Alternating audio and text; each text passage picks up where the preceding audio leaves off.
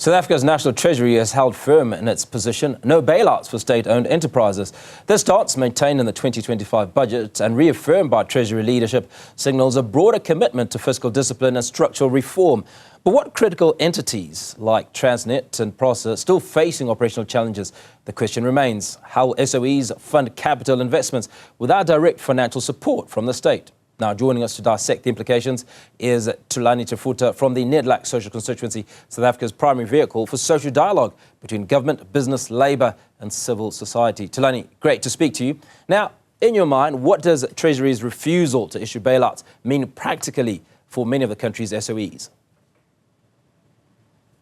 Thank you very much, Hugo, and good afternoon to you and the beautiful viewers of Newzroom Afrika this beautiful Sunday. What it means is that the National Treasury is beginning to act on that which many social partners have been talking about. So we have transcended the stage of talking about this fiscal discipline into acting on it. The first thing that must be appreciated about the state-owned companies is that there are specific mandates that they are established to pursue, which mandates can be dual in nature, both in terms of economic or commercial mandates, doubled up with social mandates or developmental mandates.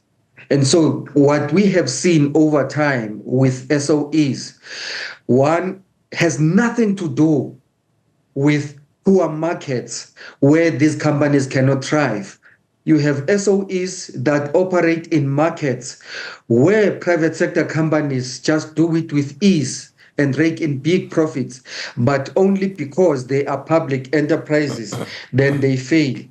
And so where we are as civil society at NEDLAC is that we accept that decision by the National Treasury because fundamentally, the failure and the collapse of state-owned companies does not emanate from poor markets. It is fundamentally premised on poor governance and management decisions, which over time began to erode the essence of these state-owned companies. And so they have to prove their worth, and in proving their worth, they actually have to be the ones, instead of getting money from government, they have to be giving money to government and generating more profits and supporting development projects, including in infrastructure.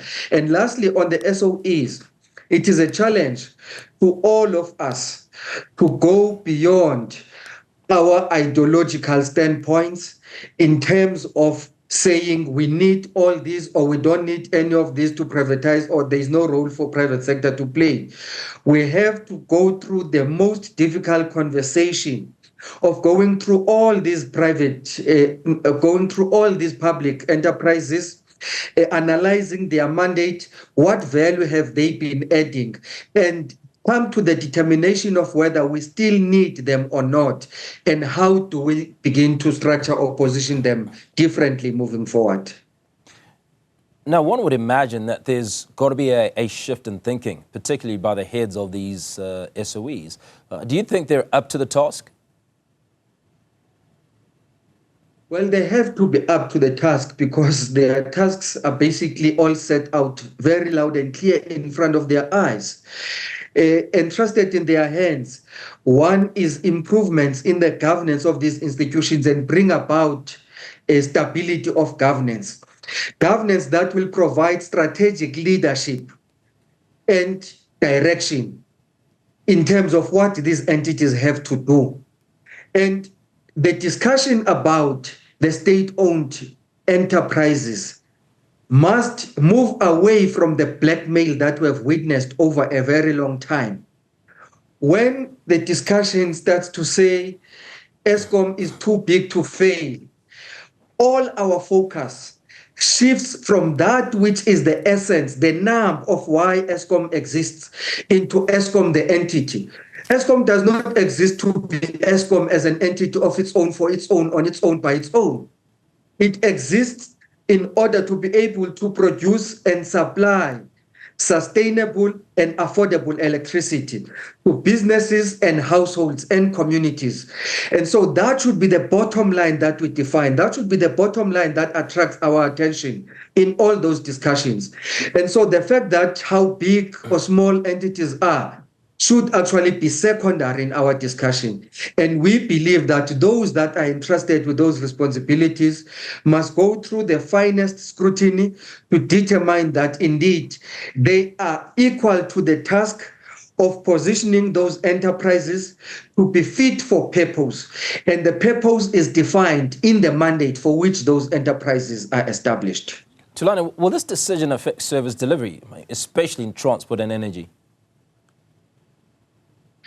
Well, the budget on its own does not throw off all those investments.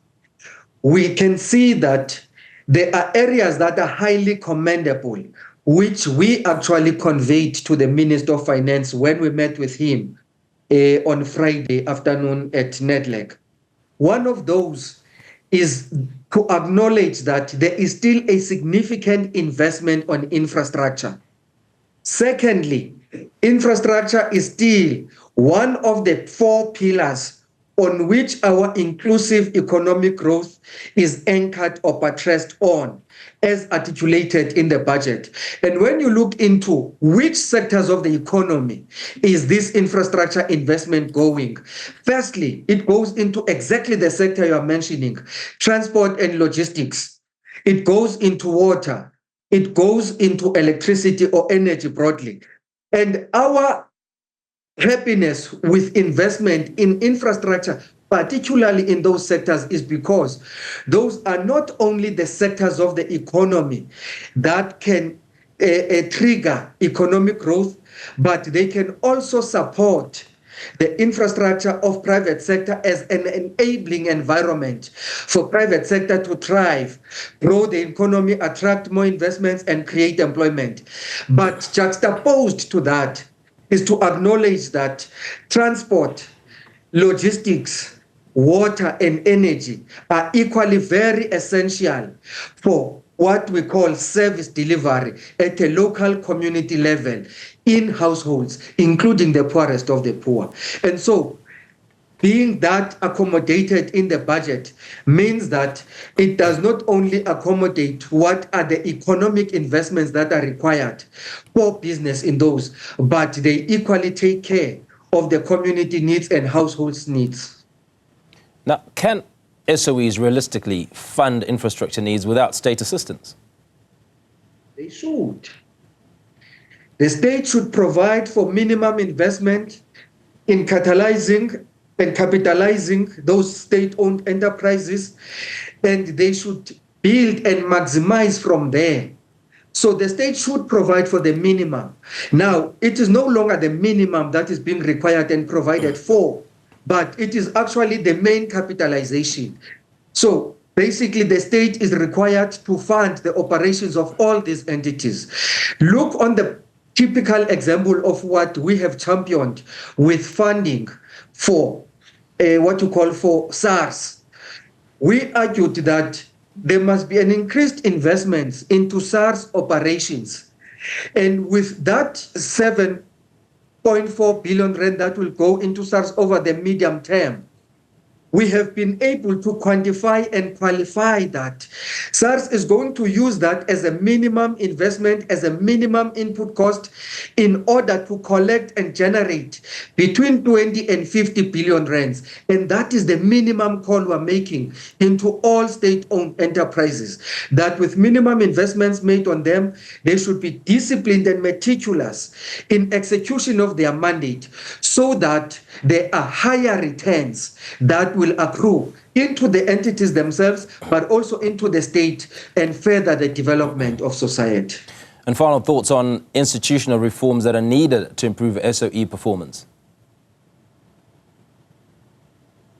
The first of those is we must basically provide for governance that is stable, that is filled with people who are qualified, competent, and experienced in terms of those sectors of the economy where these entities will be operating.